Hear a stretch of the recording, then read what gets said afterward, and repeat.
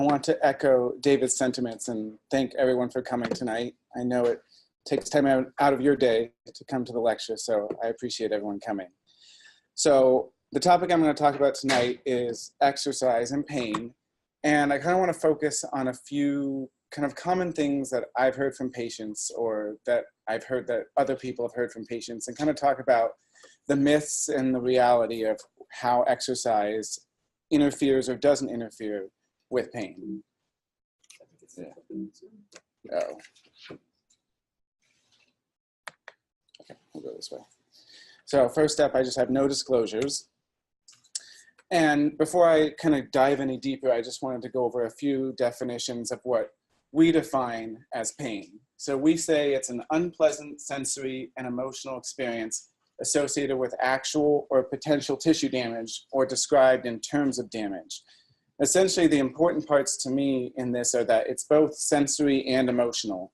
So when you get a pinprick, yes, the prick itself is the sensory part, but the emotional part is basically how every individual person perceives the pain. So pain is a different experience for every single person. And that, I think, is very important because we can't just treat everyone's pain the same. We can't use the same things for every person. Every person needs an individualized pain plan. And that's kind of how I'm going to focus that in terms of what we would do for exercise. So now the next part is, what is exercise? So I know there's a lot of definitions on this slide, but just to kind of start, we'll start with what's physical activity. It's any sustained body movement that increases your energy, anything that makes you feel like you're doing work. That can be like walking, jogging, gardening, swimming, even just working on a job, doing heavy physical labor. So that's physical activity.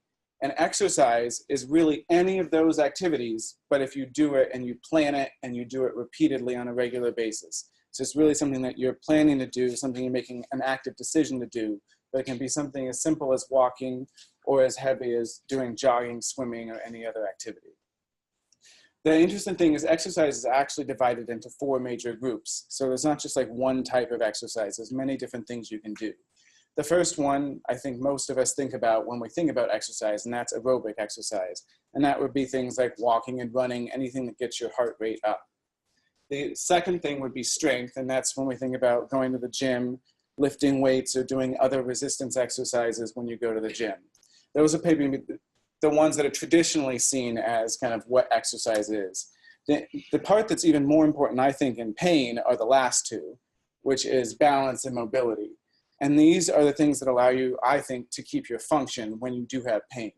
And so balance is anything that allows you to kind of improve balance and proprioception, which is basically what you're feeling and how you feel when you're like walking, and that essentially allows you to not fall. And so the important thing is if you're having pain, like say in a hip or a knee, increasing your balance and your proprioception is what allows you not to fall. And that's very important from our standpoint, and I know probably from yours as well.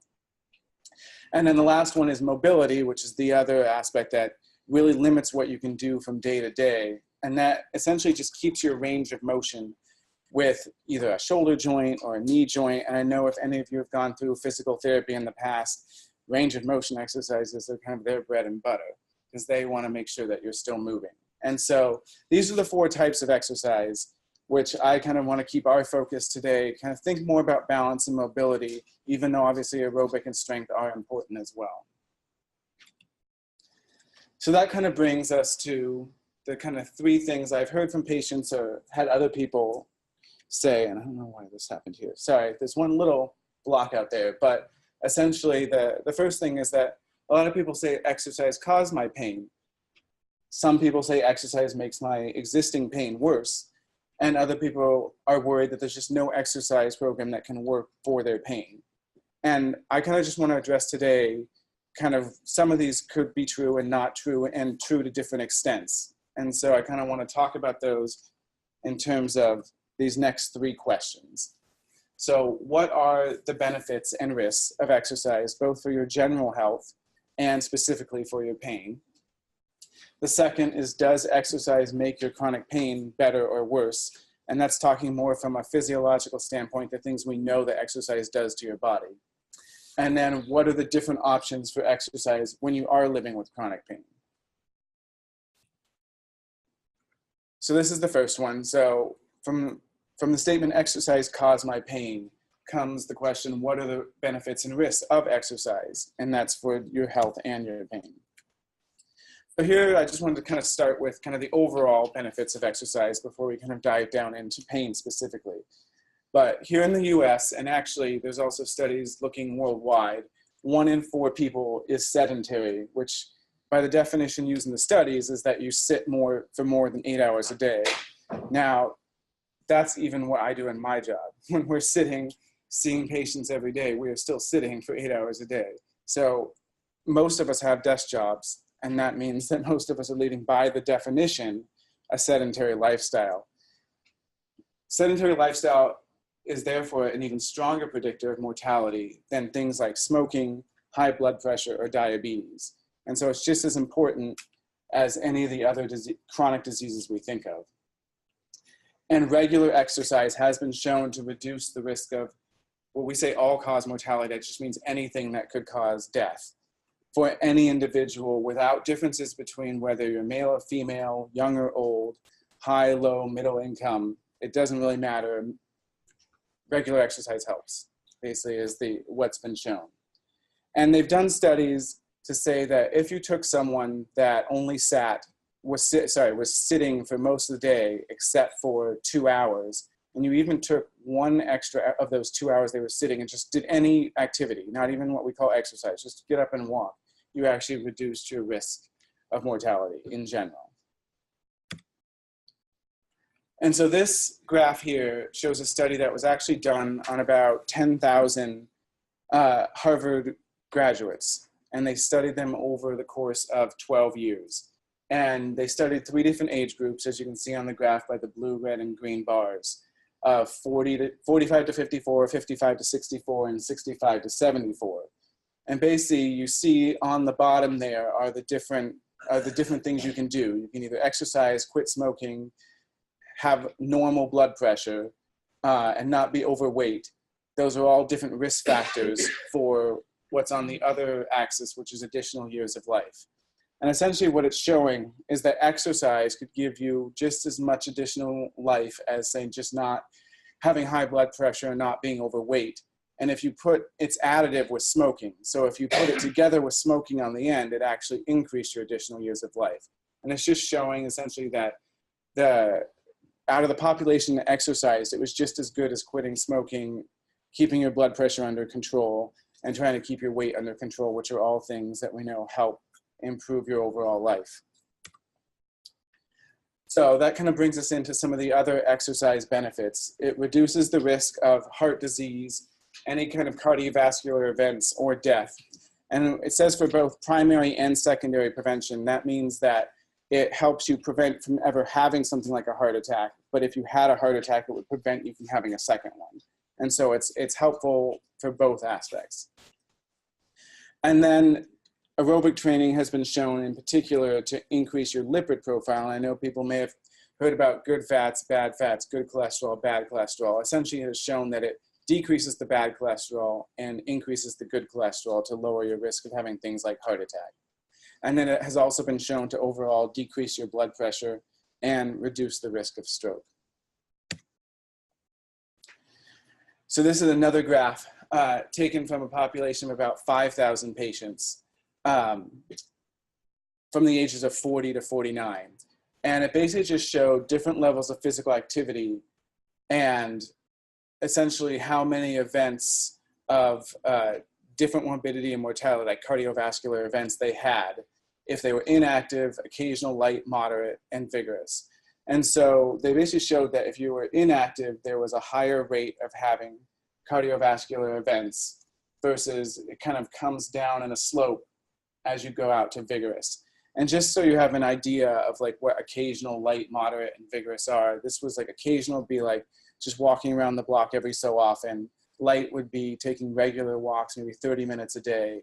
Moderate would be like walking up stairs or going up hills. And then vigorous would be something like running. So just to kind of have an idea of like what the spectrum is. So even something as much as occasional or light, just getting out and doing some walking had a beneficial effect on reducing your risk for having any kind of cardiovascular event. And then going into some of the other chronic diseases, it does help improve your blood sugar control and can help prevent the development of diabetes. And interesting to me is that it actually helps, it's been shown in studies that it's actually protective against many different types of cancer. I will say we don't know the mechanisms behind it, but there's been a lot of studies showing the association. And even if you were diagnosed with cancer, specifically they looked at breast, colorectal, and prostate cancers. If you'd already been diagnosed, it actually increased your survival. And so you actually live longer just by doing regular exercise. And then aerobic exercise and resistance training or weightlifting, even if you weren't doing dieting or caloric restriction, still allows you to get weight loss and a reduction of body fat, even if you're just doing exercise and not necessarily dieting specifically. And then this was interesting, the weight-bearing exercise. So I know as we get older, there's always that chance that you lower your bone mineral density. Everyone's concerned about osteoporosis. But if you keep doing exercise, you actually have an increase in the bone mineral density and less chance of osteoporosis. It has been shown as you get older that it helps keep improved cognition, but not even when you're older. Also, it's been shown in younger adults as well. And then I want to kind of point out this last one we're at here, which is that regular exercise is associated with improved sleep, reduced stress and anxiety, and a lower risk of depression. And the reason why I call out those three in particular is those are the three things that are also associated with pain. So improved sleep, reduced stress and anxiety, and lower depression all actually help improve pain. And so exercise indirectly has an effect by helping those three things. But then directly, we've also shown that exercise, so this is a term that we use, which is called exercise-induced hypoalgesia. And all that essentially means is the algesia part is the stem for pain, and hypo is less. So basically this just means exercise-induced less pain. And so it's been characterized essentially when you do exercise that you have an increase in the amount of pain you can tolerate, and you have a decrease in the amount of pain that you're actually feeling following exercise. And those are things I'm going to go in a little bit about why that is in a little bit. So we've talked about the benefits of exercise on the whole. And I said we talk about both sides. So these are the risks. The most common thing that can happen is musculoskeletal injury. And there are more serious things. They do go along the lines of arrhythmia, sudden cardiac arrest, and myocardial infarction. And I will say that those more serious ones are generally when you're doing very vigorous exercise for long periods of time. For the average person doing kind of a regular exercise, moderate physical activity, they're almost non-existent. Issue is just you don't get injured while you're doing your exercise.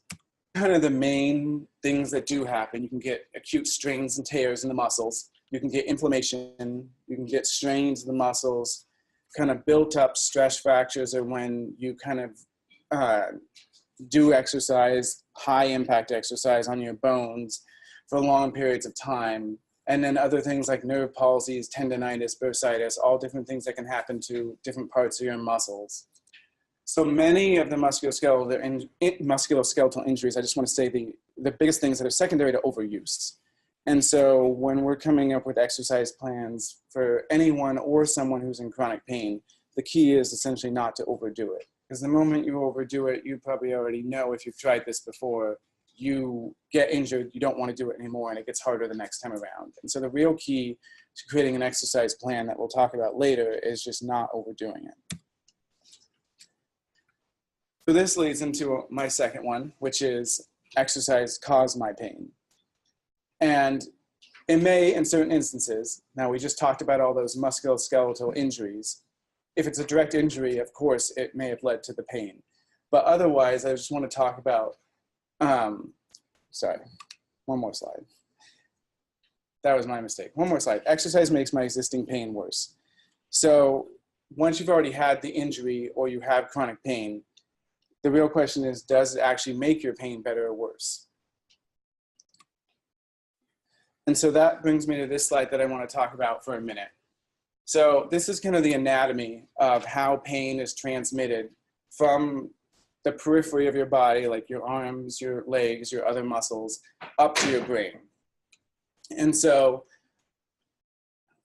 sorry, I had the pointer. I'll try to do it without the pointer. But so if you look on kind of the left side, you can see a line that goes on the left, and it starts down in the bottom. The bottom crosscut is basically your spinal cord. And that runs up through the two middle crosscuts, which are your brain stem. And then that goes up to your cerebrum at the top. And essentially, if you follow the left line on up, that's essentially how pain is traditionally transmitted. It follows that line up through the spinal cord and the brain stem to the cerebrum in your head. Then there's all this stuff on the right. And essentially, the important thing to take is all this stuff on the right is how your brain is actually sending signals back down towards the rest of your body, telling your body how it should be feeling. It's modulating your pain. It's saying, should you be feeling the pain or not in different situations. And so the importance here is that the PAG and the RVM that are both in the brainstem, there have been many, many studies that have shown that those are kind of the two gateways for how pain is modulated in the brain. So those are where all the different molecules act and essentially tell you how you should be feeling about your pain. The interesting part here is, so hyperalgesia is increased pain, analgesia is no pain. So hyperalgesia is kind of following the normal pain pathway up the left. And you get hyperalgesia, or increased pain, when you have increases in essentially your NMDA receptor, which is just a very specific receptor in the brain that modulates pain, and then your serotonin transporter. And essentially that transporter actually takes serotonin away from the area. So you actually, if serotonin gets taken away or there's more NMDA receptors, you have more pain. And then on the less pain side, there's actually a lot of things on this side that help. So some of the abbreviations up there, the 5-HT is serotonin. So just having more serotonin in your body actually helps you kind of feel less pain, modulate the pain signal so you're not feeling as much. The endorphins are kind of your natural opioids. Those are the things that your body, everyone makes those opioids on their own. Those actually decrease your pain. And then the MOR is actually the opioid receptor. So if you have more of those receptors, then you actually, your natural opioids can reduce your pain. And then the CB1, by increasing that's the cannabinoid receptor. And so that's things like cannabis or your natural cannabinoids that can decrease the pain. And so there's many, many things you make naturally as well as that we can give you that decrease the pain. I think the key importance here is that exercise actually gives you a natural increase in serotonin, a natural increase in the endorphins, a natural increase in the cannabinoids. And so exercise kind of acts in a way like a medication, just on your actual brain and your brainstem. So I was going to just show a few animal studies that kind of back up this point. And they were mostly done in mice, hence the mouse on a wheel. So they first did studies on mice that showed that you could actually, exercise could increase your pain. But specifically what they were looking at is fatiguing exercise. So this would be exercise that going out running or walking where you get really tired. And essentially like your whole body feels tired, your muscles are just aching, like that type of exercise. That's essentially what they were doing to the rats, which seems a little mean, but they actually exercise on their own naturally. So they run on the wheel that they put in their cages. Either they had different ways of doing it, either 30 minutes or 2 hours. And what happened was after they ran on that wheel, once their muscles were all tired, if they poked their paw, essentially that would then make them withdraw and they would have more pain. And they poked them with something that normally wouldn't feel pokey to them. And so what happened was they were feeling something that was pain that normally wasn't painful to them. And this was after they went through a lot of exercise. But then the interesting thing is they took a little stimulator and put it on the mouse's one muscle in the mouse, not the whole body. They just stimulated one muscle and really fatigued just that one muscle. It'd be like if I did it in someone's bicep, just that bicep. And then after they did that, they applied usually what's not painful to the other hand. And they actually found that that was painful to the mouse even when they poked in the other hand. And so essentially that was just showing that if you fatigue your muscles, your body creates some kind of response from the fatigue in the exercise. It's really the fatigue, not necessarily just the exercise itself, that really made you feel the pain more. And that's just important. Again, it's going back to the idea that I was talking about overuse and doing it too much. That is kind of the issue with having exercise make pain worse. And then what was interesting is naloxone is kind of the opposite of an opioid. It blocks opioids. And they actually showed that they could actually reverse this effect if they gave something that was the opposite of opioids.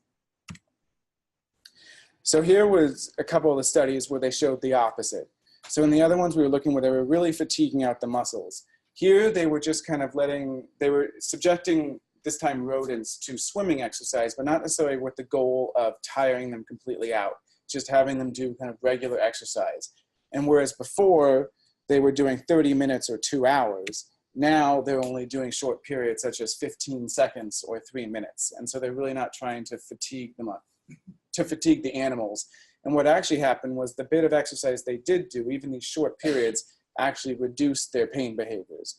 Again, it's interesting that if you, like I said, exercise increased the opioids in your body. So it's interesting that it got reversed with naloxone, just kind of showing that opioids, through natural opioids, are increased in exercise. And then this was, in those other two, they kind of had certain protocols. They made the mice run on the wheel, or they made the mice swim.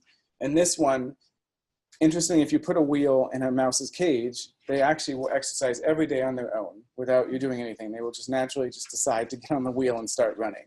So they actually decided, well, what if we don't control it? What if we just put the wheel in the mouse's cage and see what happens? And for them, there's a lot of different models of different types of pain that I have up there. There's like non-inflammatory chronic pain, exercise-induced pain, acute inflammatory pain after an injury, or like neuropathic pain, which is what we talk about, like our shooting nerve pains. And so they had all these different models there, and they actually showed that if you just put the wheel in there and let the mouse do exercise from anywhere from 5 days to 8 weeks, you basically could produce less pain. And then what they showed is the longer you did that regular exercise, the more you could reduce the increased pain. And so they're essentially, these studies were showing the more you could just do regular exercise of any kind, the more likely that you would have less pain. So that was the animal studies. Now we get to the studies that have been done in humans. So there's another thing they use in humans, which is called conditioned pain modulation. And the concept is that pain inhibits pain. So they first put on a pressure pain stimulus for the first thing. So that'd be like, say you pinch someone or just put a lot of pressure there and you feel pain. Then you put on cold, which is like, then you put ice right there instead. Then you go back and put that same pressure on again. We know that because of the way pain is transmitted to your body, that essentially the cold reduces what you feel from the pressure afterwards. So we know whatever you felt from the pinch before you got the ice is more than what you're going to feel from a pinch after you get the ice. And that's kind of the conditioned pain modulation. If you give someone a different form of pain, which is cold, they won't feel the next pinch as much. And so what we've seen is that in healthy, pain-free athletes, they had an increase because they are a population that they viewed as doing exercise every day naturally, because that was part of what they do as their whatever sport they're playing. That they already had an increased threshold because of their daily exercise. They didn't feel the pinch as much as someone who didn't exercise every day. But then on top of that is that if you gave them the ice, the pinch they felt afterwards was still even less than someone who didn't exercise. And basically it was just a study showing that regular exercise decreased the amount of pain that someone was feeling. And the other aspect is if you keep pinching someone over and over, or in the setting of someone having chronic pain, somehow doing a movement that's causing your pain over and over again, we know there's an additive response, that the more you keep feeling that pain, even more you're going to feel it. So it's kind of this bad cycle of increasing. And so what most of chronic pain conditions have a loss of that pain modulation. Your body, like if you put ice there, your body no longer feels the pinch less. You still feel the pinch just as much, even if you put the ice on there first. And as you keep adding on more and more pinches, it feels worse and worse and worse, which is kind of the opposite of someone who doesn't have chronic pain, or in this case, what we're showing is that regular exercise can bring you back closer to not having chronic pain, and that you might feel the pinch more like a regular person who doesn't have chronic pain as opposed to someone who does. So kind of looking through those slides, there are things about exercise that can make your pain worse, but there's also many things that can make your pain better. And so that kind of brings us to, if I do have all of this chronic pain, and you've told me all these things about fatiguing exercise and overuse and injuries that are causing my pain, which is completely valid, then what exercise program can I actually do to help my pain? And so what are the different options? And that's kind of what I want to go over. So we kind of already talked about this briefly at the beginning, that there were 4 types of exercise on the whole. There was the aerobic exercise, there was the strength training exercise, there was the mobility, and then the flexibility exercises. And so here is kind of a list of all of them. There's like endurance training, which is the things like running, strength training, like lifting weights, the high intensity interval training, which is doing just really short bouts of really hard training. And then what I kind of want to focus on here, which is the dynamic flexibility training. And so this includes things like yoga, Pilates, Tai Chi, Zumba, other activities that are really focused on improving your mobility, your flexibility, your range of motion, and your muscular endurance. Now, they may not make you all of a sudden be able to run a marathon or have extreme cardiovascular fitness, but in chronic pain, that's not really our goal. We don't want you necessarily, you don't need to go out and run a marathon. We just want you to be able to live your normal life again. And so the most important thing is to find something that you can do every day to kind of help you keep going and get your function back. So this is kind of where I was talking about the overuse and what we call fear avoidance. So what happens here is you have the pain, you experience that pain, and then say you go out and do an exercise more than like a fatiguing exercise or something where you get injured, then you just end up with a fear of that pain. And then you start avoiding any activity. And then you just end up going down the pathway, you don't use it, you have a disability in that you just can't function with, like, say, that arm anymore. And you start getting depressed, all of which are normal things in that setting. And so our goal is to give you something that you can actually do that doesn't lead to this kind of bad cycle of fear avoidance and from overuse. And so the first thing is pacing. So it's a strategy that helps break that underdoing and overdoing activity cycle when you're experiencing pain from movement. And the goal is to gradually increase your activity levels to near normal on most days. Now, this isn't something that's going to happen overnight, but it is something that we're trying to give you a way of slowly working up to working at your normal function. And so these are some of the tips that we have come up with here in our clinic, which is different ways of trying to make, so when I said at the beginning, exercise is like a regular daily activity, any physical activity, but just making it regular with the purpose of kind of increasing your function and your fitness. So essentially you want to determine how you're going to spend your time. So you pick whatever exercise you're going to do and kind of figure out exactly how you're going to spend those minutes. You kind of make a schedule, make sure you're doing it every day or every other day, just some regular schedule that allows you to kind of keep to a routine. It's important to be time-oriented, not pain-oriented. So figure out like a time interval of 10 minutes that you can do instead of thinking, oh, I'm going to do it until I feel this much pain. It kind of allows you to get a little bit more control if you think about it, I just need to make this amount of time as opposed to doing it until this amount of pain. But we do want you to rest before your pain gets too bad, because then you just end up in overuse. And so you do take breaks, incorporate changes. So don't be afraid if you can't do something on one day to do something else that's a little bit easier, because anything still helps. Using a timer to signal breaks just kind of keeps you in a regular routine, and breaking things into smaller pieces. So don't try to do too much at once. Avoid rushing. There's no need to all of a sudden be the fastest person in the world at doing the exercise. Just kind of do it at the pace that works for you, and kind of don't overschedule, don't do too much, and kind of prioritize if you do have to stop, like make sure you're doing the things you really want to do first. So I'm going to go to a couple examples that we like to give that are pretty accessible to most people. And yoga is the first one, the practice of breathing, mindfulness, spirituality, body, and kind of the connection between all of those things. It's got three main components for the actual activity itself, which is doing different postures, doing different breathing exercises, and meditation. And generally, we've seen that it is safe and improves multiple parameters of life and quality of life and health. I will say that yoga is not one where you're all of a sudden going to be, again, able to run a marathon, but that's not really the goal of it. It's generally been shown to increase strength in young and old adults. It's been shown to increase flexibility and balance, and it's been shown to have a moderate effect on pain-associated disability in many different pain conditions, and may be a useful supplement to actual just pain medications and other modalities. And just to talk a little bit about the risks, even of yoga, technically there are risks, but in a survey in the US, only 0.6 of people who did yoga reported an injury that made them stop the practice.